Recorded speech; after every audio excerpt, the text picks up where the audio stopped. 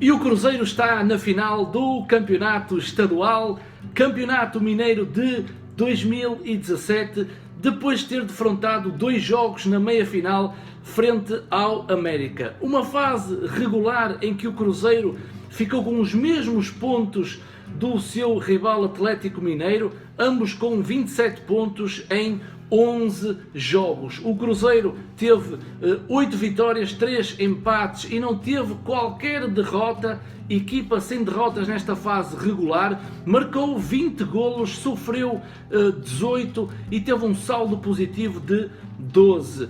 Depois defrontou na meia-final o América Mineiro, empatou na primeira mão uma bola e depois ontem no Mineirão, na sua fortaleza, venceu o América por 2-0, o que quer dizer que vamos defrontar o rival fervoroso Atlético Mineiro. Então, falar sobre o jogo, não tenho grande assunto para falar, porque uma coisa é jogar bem e ganhar, mas o Cruzeiro ainda não encontrou essa fórmula mágica de poder agradar todos os torcedores e vencer ao mesmo tempo. Na minha opinião pessoal, vocês sabem que eu prefiro que o Cruzeiro não jogue tão bem, mas que vença as partidas. Porquê? Porque no futebol hoje em dia vencer é fundamental, não só para elevar os índices motivacionais da equipa, como também transmitir confiança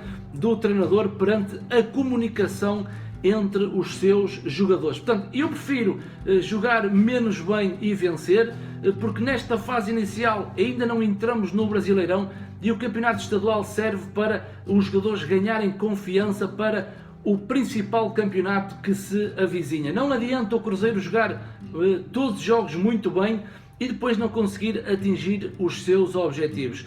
Vocês sabem que Mano Menezes é pragmático, Mano Menezes gosta de baixar as suas linhas, fechar e reduzir os espaços entre linhas e depois aproveitar os contra-ataques, que é realmente o momento da sua organização ofensiva. E ontem, depois do empate, o Cruzeiro tinha que vencer esta equipa do América, venceu por 2-0 e só o resultado faz a alegria de todos os torcedores, de todos os adeptos do Cruzeiro. O América entrou em campo com muita agressividade, muita intensidade. Eu falo em agressividade no bom sentido, na disputa pela bola, nos lances individuais. E o América colocou grande intensidade e velocidade no jogo.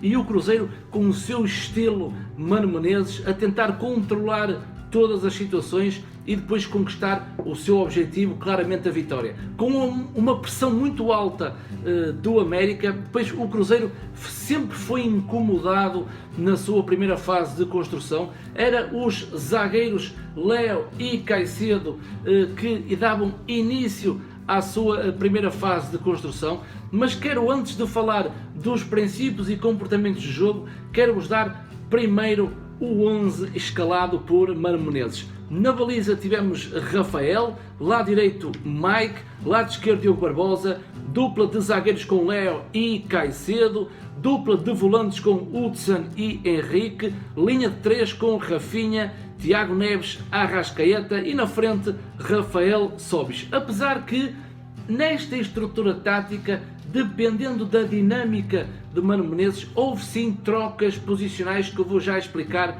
mais à frente. Então estava na primeira fase de construção do Cruzeiro, o primeiro volante era Henrique e raras situações ele descia no terreno para se juntar à dupla de zagueiros, formando a linha de 3, então era Caicedo e Léo que projetavam a primeira fase de construção. E reparem que Henrique e Hudson eram os dois volantes do Cruzeiro que iam sempre basculando no sentido da bola. Se a bola estivesse mais à direita, era Henrique que iria pegar no jogo. Se a bola estivesse mais à esquerda, era certamente Hudson que iria pegar no jogo. Mas de reparar que nessa imagem que vos mostrei, é um lance em que Caicedo estava a esticar jogo para a frente de ataque do Cruzeiro. Caicedo é um jogador que abusa muito deste estilo de jogo. Não sei se é Mano Menezes que solicita Caicedo para fazer um futebol mais direto ou se é característica única e pessoal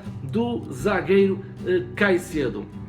Ou seja, a primeira fase era assim construída, sempre porque o América pressionava um pouco mais alto, mas depois a bola, quando chegava à segunda fase, vocês sabem os comportamentos do Cruzeiro, principalmente nos corredores, porque no meio, no centro, no corredor central, mais no centro, há grande dinâmica entre aquela linha de 3 mais Rafael Sobis, mas nos corredores laterais era muito fácil perceber como é que o Cruzeiro joga. Era Diogo Barbosa que se soltava no corredor mais à esquerda, quando depois o meia procurava movimentos mais interiores. Esta imagem, por acaso, é coincidência, é no golo do Cruzeiro marcado por Arrascaeta logo no primeiro tempo. Então reparem que Rafael Sobis era o homem que tinha a bola, já estava a procurar movimentos interiores.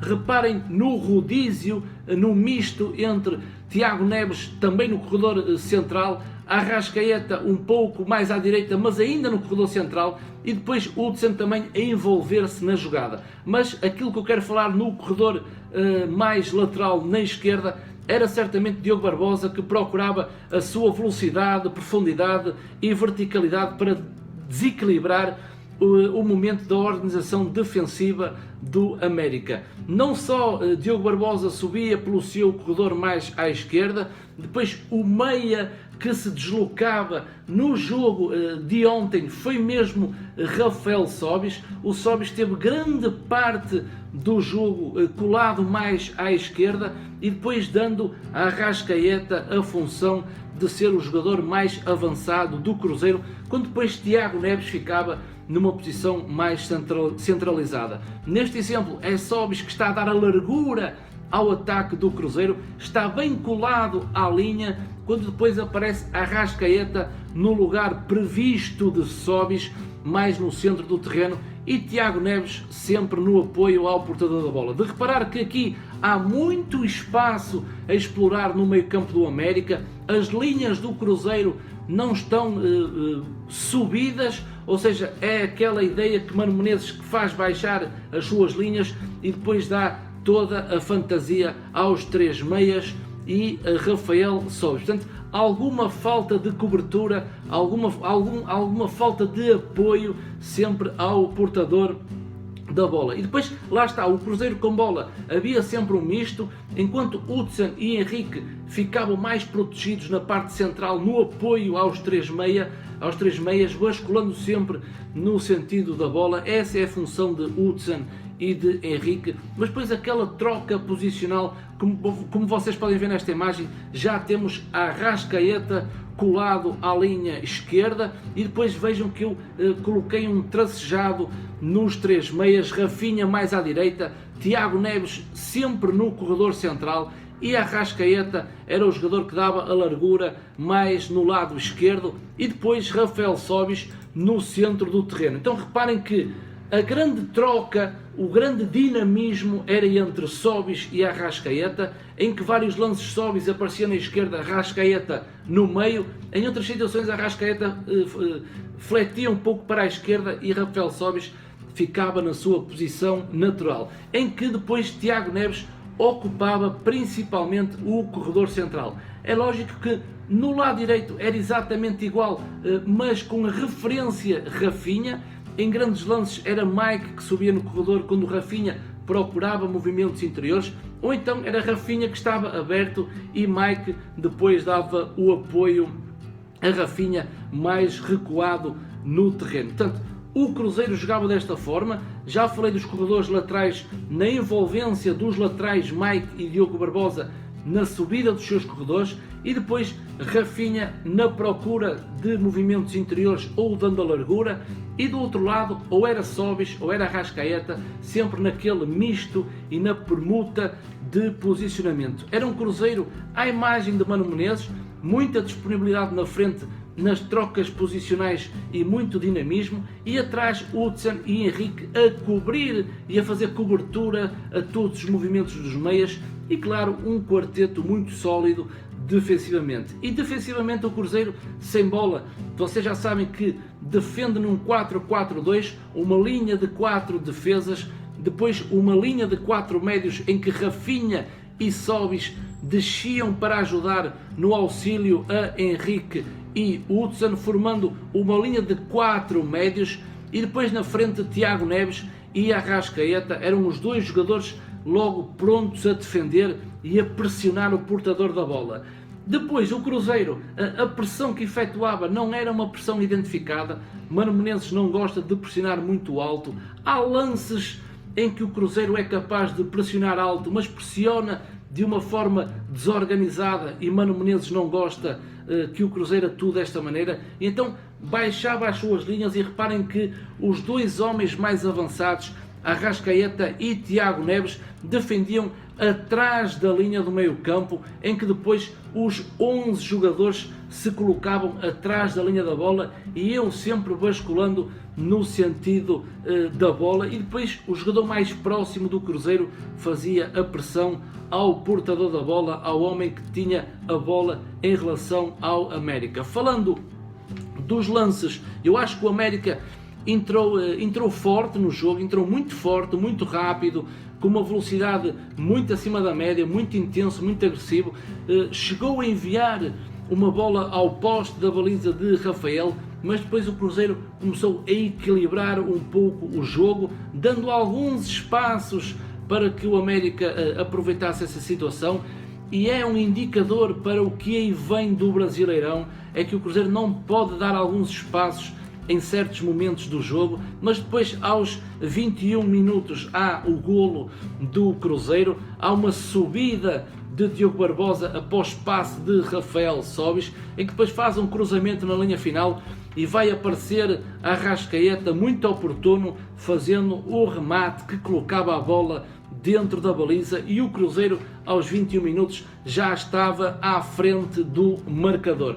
Chegou ao intervalo a ganhar por 1-0, veio o segundo tempo, o Cruzeiro entrou bem, não quer dizer que não entrou igual ao primeiro tempo, entrou diferente, entrou melhor no segundo tempo, determinado, agressivo e com alguma intensidade, e até que depois numa jogada de Hudson, num remate à baliza, também envia a bola aos ferros da baliza do goleiro do América. E aí o Cruzeiro dava alguns indicadores que queria defender o resultado, mas ao mesmo tempo chegar rápido ao segundo golo. Aos 29 minutos sai Rafinha e entra Alisson. Aqui é uma troca por troca. Rafinha tem feito uma série de jogos e estava um pouco desgastado, e Alisson fresco, estava pronto para explorar aquele corredor do Cruzeiro através da sua velocidade. Aos 31 minutos, ainda estava 1-0, vai ser Tiago Neves. Tiago Neves também muito desgastado